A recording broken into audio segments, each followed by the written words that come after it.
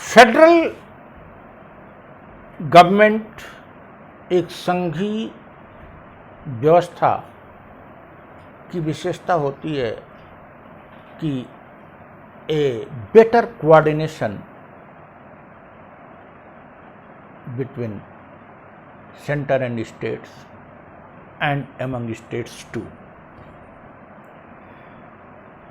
संघीय विशेषता, संघीय व्यवस्था हमारी है और संघीय व्यवस्था की प्रमुख विशेषता हुआ करती है कि न केवल केंद्र और राज्यों के बीच अच्छा समन्वय, अपितु राज्यों के बीच भी अच्छा समन्वय।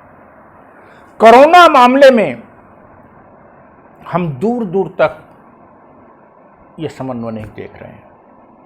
वैसे तो अन्य मामले में भी जब से ये सरकार आई है कोऑर्डिनेशन का सत्यानाश हो चुका है, लेकिन कोरोना मामले में जो ये भयावह स्थिति बनी है, इसके पीछे एक कारण ये भी है कि we see no coordination between union and states.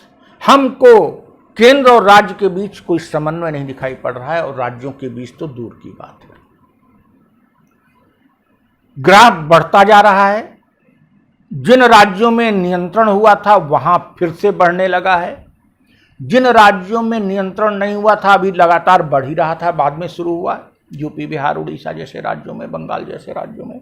जिन राज्यों में थोड़ा नियंत्रण हुआ था, केरल में पहले और महाराष्ट्र में, दिल्ली में, वहां फिर से बढ़ने लगा है। इन स्थितियों में भी केंद्र या राज्य शिक्षा संस्थाओं को खोलने की बात कभी कर देते हैं, फिर कहते हैं नहीं नहीं अभी नहीं खोलेंगे। लॉकडाउन तो अब समाप्त ही कर दिया। लॉकडाउन की जब जरूरत है तो समाप्त हो चुका है और जब जरूरत नहीं थी तो आपने कर दिया था, और जब कर दिया था तो उसके लिए उसका कुछ लाभ नहीं लिया। आज स्थिति यह है कि सरकार कोरोना के मामले में पूरी तरह से भगवान भरोसे चल रही है। वित्त मंत्री निर्मला सीतारमण ने भगवान भरोसे की बात अर्थव्यवस्था को कही थी और अब लोगों की लाइफ भी पूरी तरह से भगवान भरोसे है ये कोरोना संकट के कारण। हमारा केंद्र सरकार से आग्रह है कि वह आर्थिक मामलों में कम से कम, ठीक है, सुरक्षा और वित्तीय मामले वो देखे, इसमें राज्यों को संयम बरतना चाहिए, बयान भी नहीं देना चाहिए। वो पूरी तरह से भयावह स्थित है सुरक्षा और विदेश नीति। वो विनाश किया है उन्होंने, उनको ही संभालने दीजिए, क्योंकि वो केंद्र का विषय है और केंद्र इसमें हस्तक्षेप भी नहीं करना चाहिए।